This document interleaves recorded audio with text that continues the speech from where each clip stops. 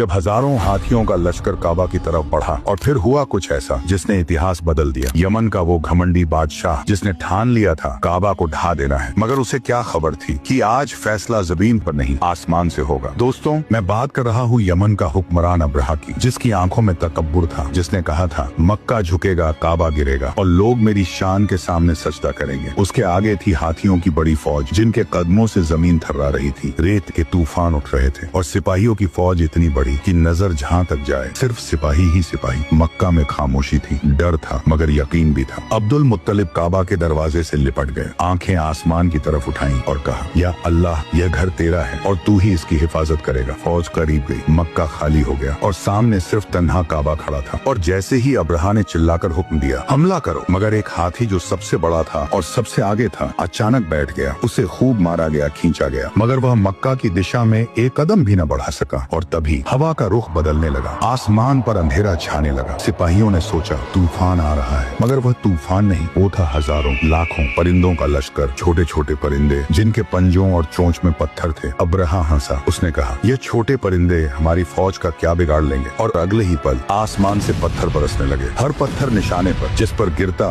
उसका जिस्म चीर देता। सिपाही चीखने लगे, हाथी भागने लगे, फौज टूटकर बिखर गई, हर तरफ अफरा तफरी मच गई। वह छोटे पत्थर नहीं थे, वह अल्लाह का अजाब था। कुछ ही पलों में, कुछ ही लम्हों में वह लश्कर जो काबा को गिराने आया था मिट्टी में मिल चुका था। अब्रहा भागा मगर मौत उसका पीछा कर रही थी और आखिरकार उसका अंजाम भी तारीख में इबरत बन गया। और काबा जो अल्लाह का घर है आज भी खड़ा है, न हाथी उसे गिरा सके, न बादशाह उसे मिटा सके, क्योंकि ताकत फौज में नहीं, हाथियों में नहीं, ताकत उस मालिक में होती है जो जब चाहे किसी की भी तकदीर बदल सकता है। बेशक मेरा रब हर चीज पर कादिर है।